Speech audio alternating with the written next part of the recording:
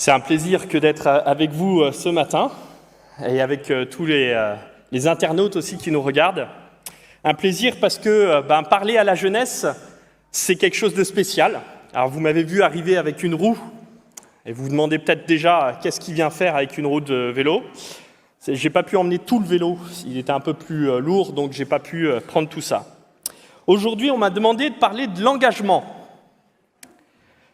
Encore faut-il savoir sur quoi est-ce qu'on peut s'appuyer pour parler d'engagement.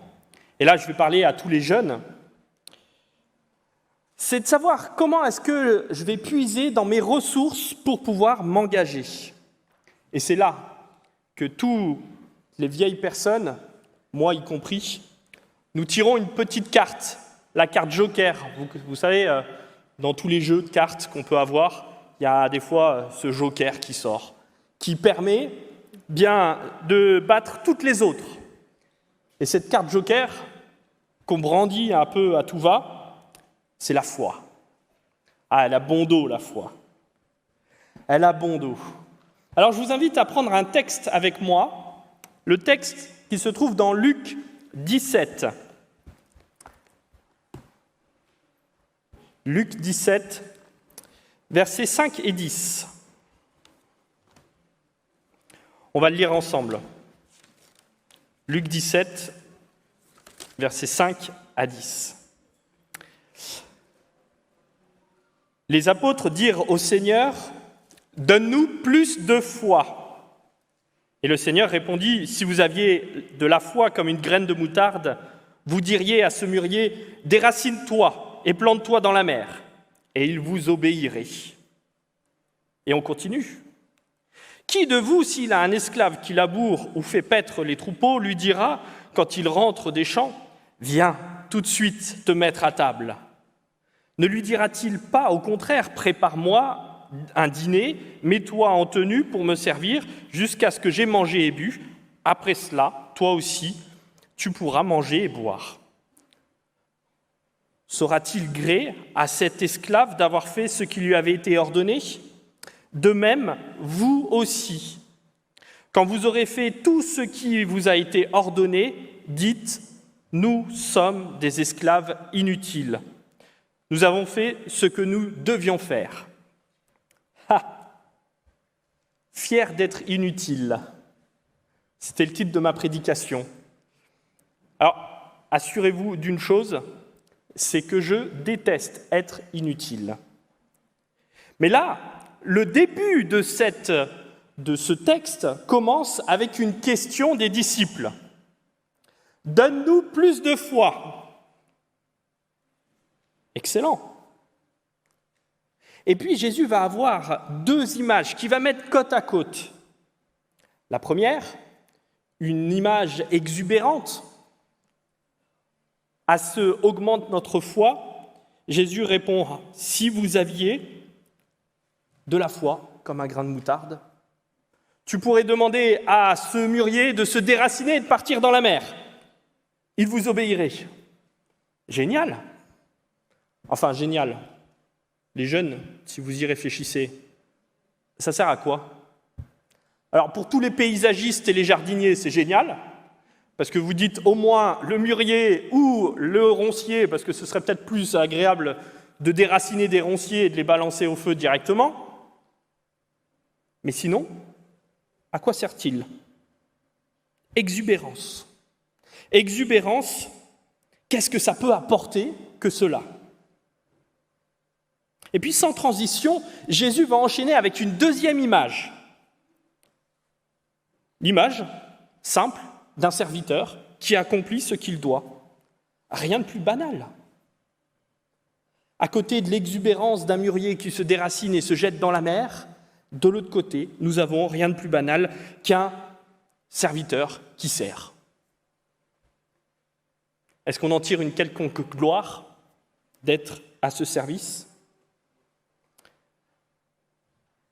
Et l'invitation de Jésus est de nous reconnaître comme des serviteurs inutiles,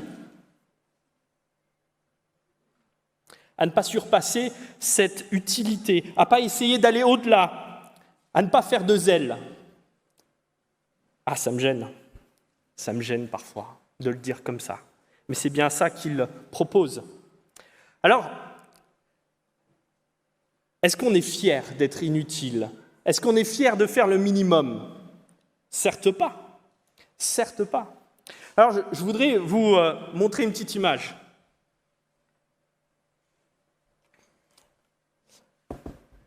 Régulièrement, je faisais du bricolage avec mon père. Voilà. Alors, vous savez ce que c'est? Une petite visseuse. Alors là, c'est carrément une déboulonneuse. C'est pour enlever carrément les gros boulons sur la mécanique, parce que ceux qui me connaissent savent que j'aime la mécanique. Et mon père m'entraînait régulièrement à faire de la mécanique avec lui, ce qui m'a permis d'apprendre. Mais quand on faisait du bricolage, et ça vous arrive peut-être vous aussi les jeunes, quand il y a votre père ou votre mère qui vous demande quelque chose, des fois c'est pas si clair que ça. Il vous demande de faire quelque chose, il dit fais ceci ou fais cela. Et puis, en fait, vous ne comprenez pas. Moi, ça m'arrivait souvent. Ça m'arrivait souvent parce que mon père me donnait quelque chose à faire, mais je ne comprenais pas. Il utilisait des mots techniques que je n'entendais pas, que je ne comprenais pas. Et il insistait là-dessus. Alors, deux choix. Soit je n'étais pas intelligent, soit lui s'exprimait mal. Vous comprendrez aisément que je choisis la deuxième option, qui s'exprimait mal, bien entendu. Et puis après, moi aussi, je suis devenu papa. Je suis devenu mari. Et j'ai commencé à bricoler tout seul.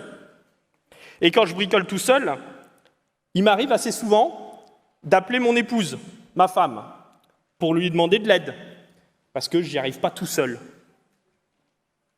Et là, bien sûr, arrive ce qui arrive, je fais pareil que mon père. C'est-à-dire que, au bout d'un moment, comme ma femme tarde à venir, plutôt que de l'attendre, je fais tout seul, je me débrouille. Je trouve des solutions. Ce qui fait que maintenant, Marielle, mon épouse, quand je l'appelle pour qu'elle vienne m'aider, elle ne vient plus. Elle vient plus. Elle vient plus parce qu'elle me dit, de toute façon, j'arriverai trop tard. Et j'ai toute confiance en toi, me dit-elle. J'ai confiance que tu trouveras une solution tout seul. Elle a compris toute son utilité dans son inutilité. On n'aime pas vraiment être inutile, Mais Jésus essaye de dire peut-être autre chose que cette inutilité de toutes ces fois où parfois, j'aimerais bien servir, savoir ce qu'on me demande, mais je ne suis pas toujours sûr exactement de qu'est-ce qu'on attend de moi. Et c'est compliqué. C'est compliqué de savoir.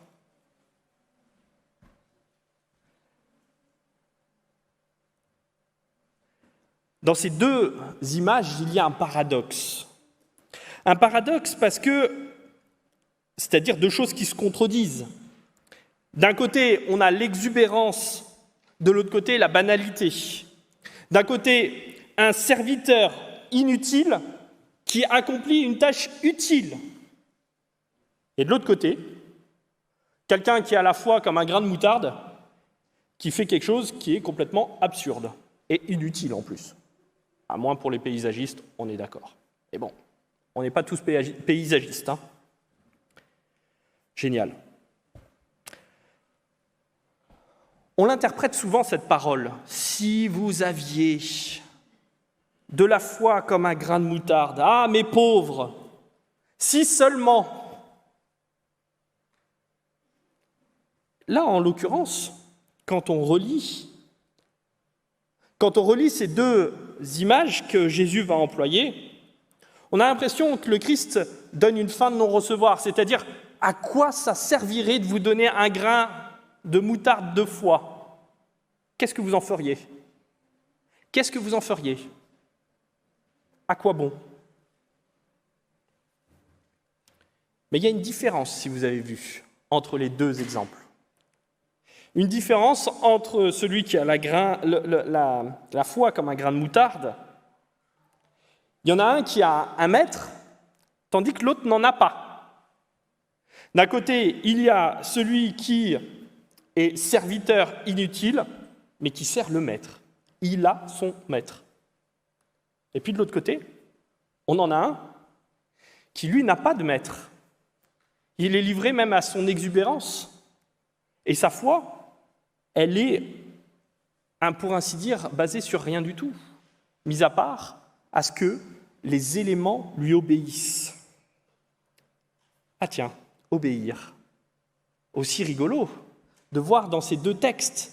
D'un côté, il y a le serviteur inutile qui obéit à son maître, et de l'autre côté, c'est le mûrier qui obéit à celui qui a de la foi comme un grain de moutarde. En soi, la foi, ce n'est rien. Ce n'est rien dans l'absolu. Ce n'est rien si elle ne s'appuie pas sur quelque chose ou sur quelqu'un. Tant qu'elle n'est pas reliée à une personne ou à quelque chose, eh bien, ça ne sert à rien, ce n'est rien en soi. Alors, en psychologie, la foi, on l'appelle autrement. La foi, on l'appelle les croyances. Alors, nous, tout de suite, quand on parle des croyances, on pense peut-être aux croyances fondamentales, aux croyances adventistes. Est-ce que vous êtes croyant ? Oui, je suis croyant, et ça veut dire que je suis chrétien.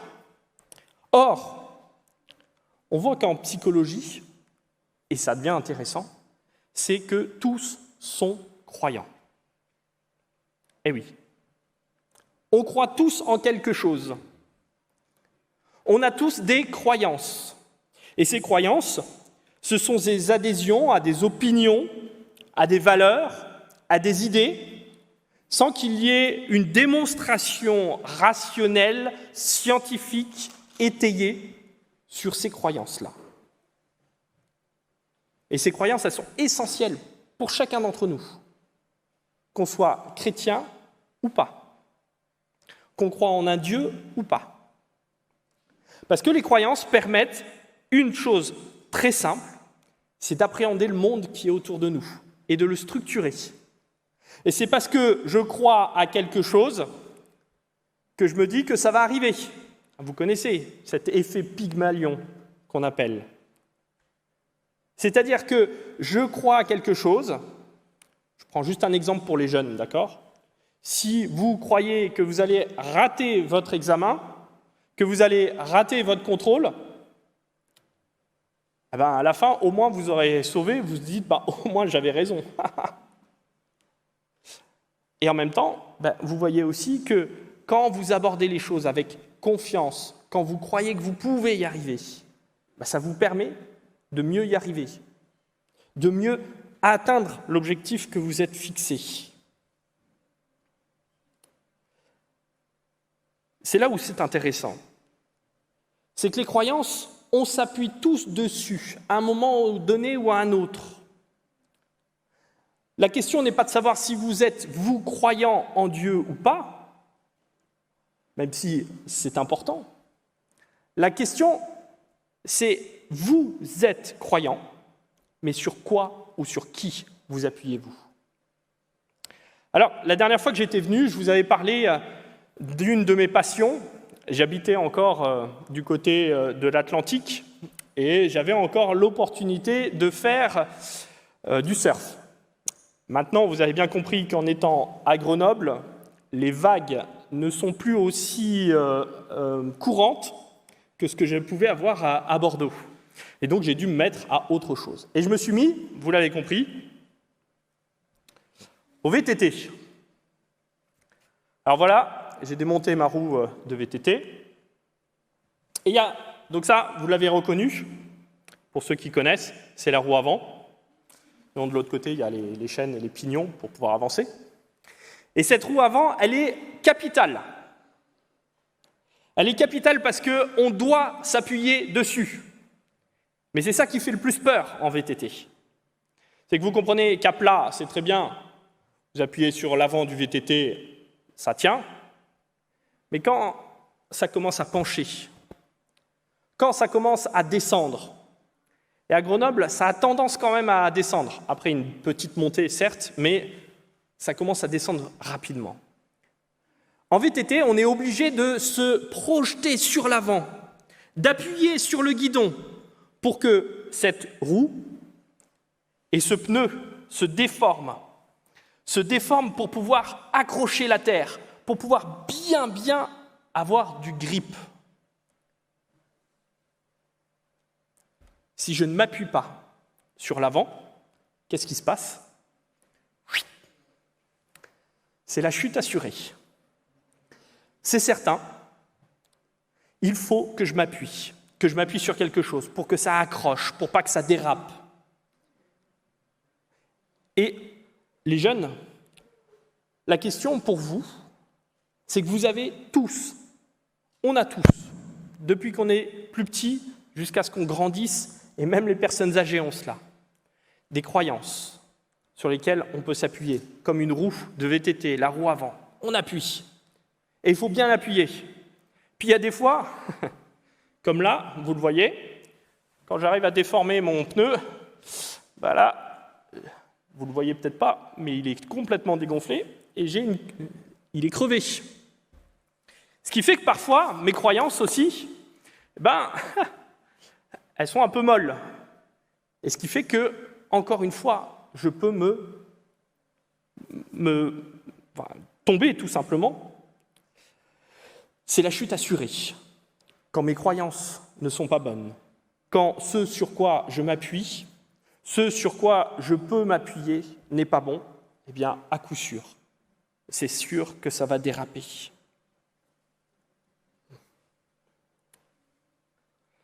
Jésus, je reviens au texte de Luc 17, quand Jésus nous invite à réfléchir à notre foi, ce sur quoi je m'appuie pour avoir du grip dans ma vie, pour ne pas déraper, même si des fois ça fait peur de se jeter dans la pente, de se mettre sur l'avant, eh bien il m'invite à me questionner sur ce qui a de l'appui dans ma vie.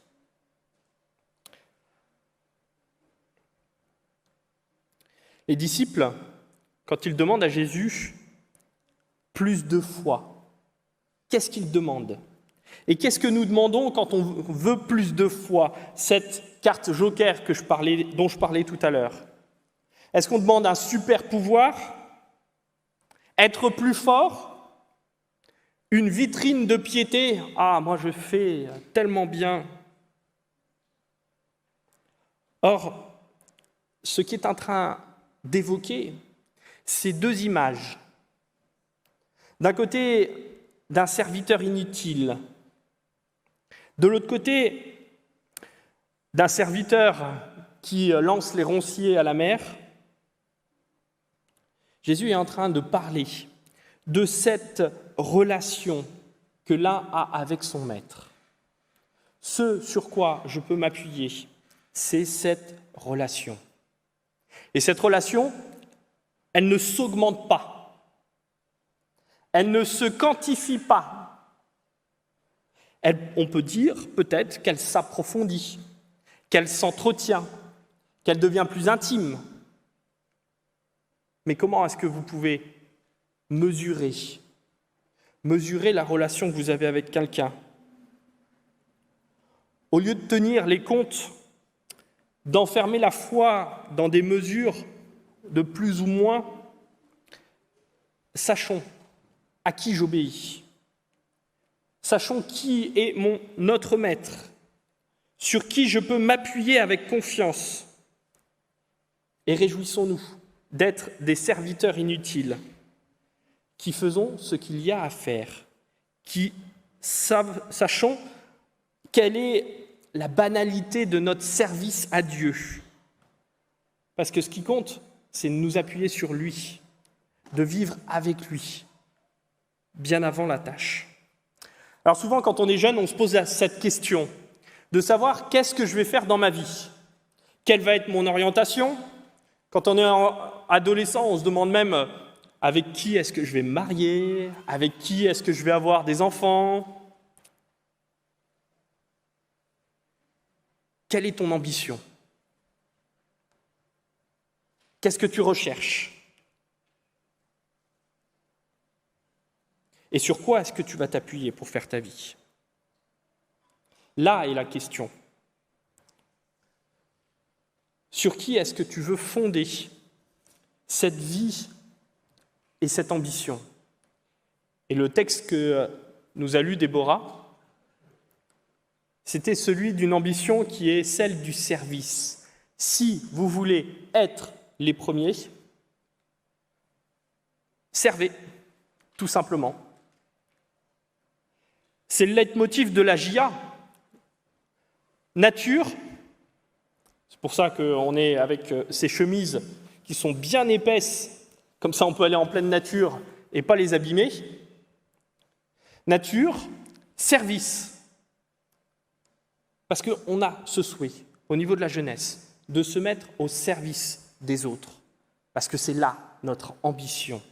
Nous voulons être les premiers, les amis. Nous voulons être les premiers.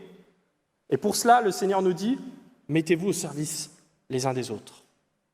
Un service qui n'est pas celui de l'exubérance, de ce qui est extraordinaire, mais un service qui est dans l'ordinaire, dans les petites choses qu'on peut faire chaque jour. Et si j'ai envie de vous inviter à quelque chose, peut-être un projet qu'on a à la JA, j'ai oublié de prendre ma petite bouteille, mais vous savez que nous avons le projet Nicodème pour aider les jeunes à aller à l'école, les jeunes au Nord Cameroun. Et donc là, on invite les jeunes à pouvoir récolter des fonds, même des pièces jaunes. Ah, si vous avez des billets rouges ou orange, c'est encore mieux. Mais on veut aider, on veut se mettre au service, parce que c'est là notre ambition. Ce sur quoi nous voulons nous appuyer. Le Seigneur est celui qui se met à notre service. Il nous invite, nous de même, à nous mettre à son service. Alors sur quoi tu veux t'appuyer? Sur ce Seigneur qui, au contraire des autres, qui de temps en temps essayent de t'écraser pour pouvoir être les meilleurs, ou qui attendent les louanges pour pouvoir se faire du bien? Et le Seigneur est celui qui, au contraire, va être celui qui se met au service et qui m'appelle, moi aussi, à me mettre au service. Alors c'est la prière de ce matin. Vous avez différentes manières de vous engager, mais un engagement qui se fait au service, c'est quelque chose de l'ordre de l'ordinaire, du petit, de quelque chose qui se fait au quotidien et qui ne fait pas toujours des choses exubérantes et extraordinaires. Alors que chacun d'entre nous, nous puissions nous engager dans ces petites choses pour aider ceux qui sont autour de nous. C'est ma prière pour ce matin. Amen.